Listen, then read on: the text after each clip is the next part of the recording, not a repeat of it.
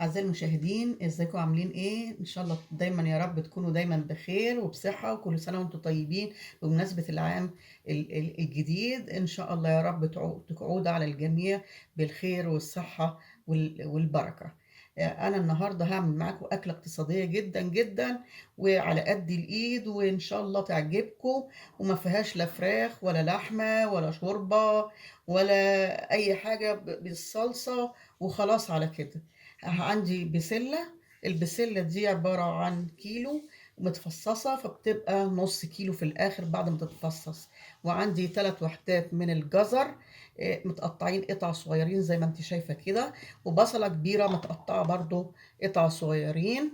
وعندي كوبايتين من عصير الطماطم المضروبين في الخلاط، عبارة عن 4 طماطمات مضروبين في الخلاط من غير مية. وعندي صلصة، وعندي صلصة هحطها. وعندي الملح والفلفل. وهنستخدم كمان الزيت، مش هنستخدم لا سمنة ولا أي حاجة. أكلة كده على قد الإيد كده وتتاكل، وطعمها بيبقى جميل جدا جدا. أنا دلوقتي هنفتح البوتاجاز وهنعمل أول حاجة البصل هنحمره. هنجيب حلة كده وهنحط فيها بتاع 3 معالق من الزيت، وهسيب الزيت يقدح شوية. وهنزل بالبصلة الكبيرة اللي أنا مقطعها قطع صغيرة.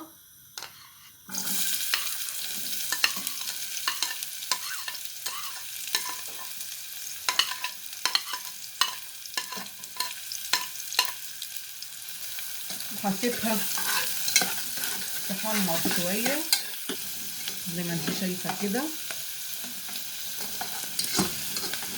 أكلة بسيطة جدا وسهلة ومبتاخدش وقت، في 10 دقايق ربع ساعة تلاقيها اتعملت. ما فيهاش بقى لحمة ولا فراخ، شوربة فراخ ولا أي حاجة خالص.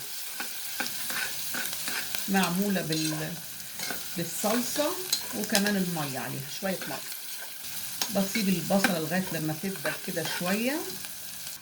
أنا قبل كده كنت عاملة لكم البسلة بالجزر والبطاطس، كانت فطاري وكانت بالشوربة.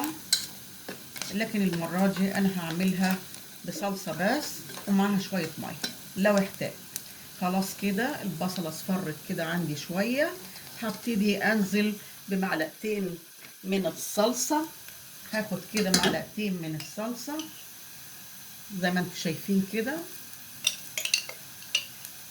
اهو.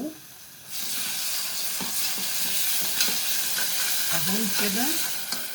وانزل بكوبايتين اللي هما عصير الطماطم المضروبين بالخلاط اهو. كوبايتين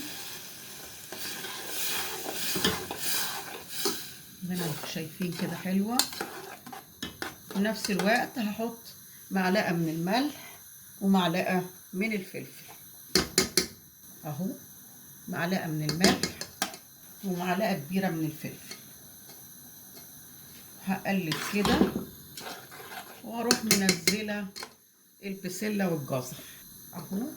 هنزل البسلة متفصصة ومغسولة كويس بالمية، وتحطيها في مصفى وتصفيها من المية خالص ادي اهو.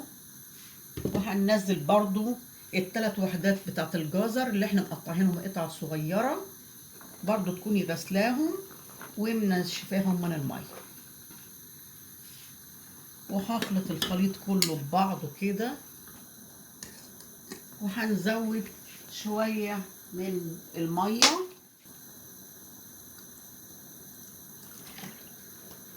وهنسيبها على البوتاجاز لغاية ما تستوي. شايفين أكلة بسيطة وسهلة وما فيهاش أي حاجة خالص، وإلا شوية صلصة وعصير الطماطم اللي احنا ضاربينه بالخلاط وبصلة والملح والفلفل وبس. وهنسيبها على البوتاجاز لغاية لما تستوي وهوريها لكم في الآخر. ودي شكل البسلة بتاعتنا بعد ما خلصت واستوت. شايفين جمالها؟ شايفين الصلصة جميلة ازاي بيها، من غير بقى لا شوربة ولا شوربة لحمة ولا شوربة فراخ. اقتصادية وعلى قد الإيد في الظروف اللي احنا فيها دي. إن شاء الله يا رب يكون تعجبكم وتبقوا تعملوها وتقولوا لي رأيكم فيها إيه، هتلاقوها جميلة جدًا، جدًا، جدًا. إن شاء الله لو عجبكم الفيديو بتاعي ما تنسوش تدعموني في القناة وتدوسوا لايك للفيديو وتشتركوا في القناة وتفعلوا الجرس عشان يوصل لكم كل جديد، وبالهنا والشفا.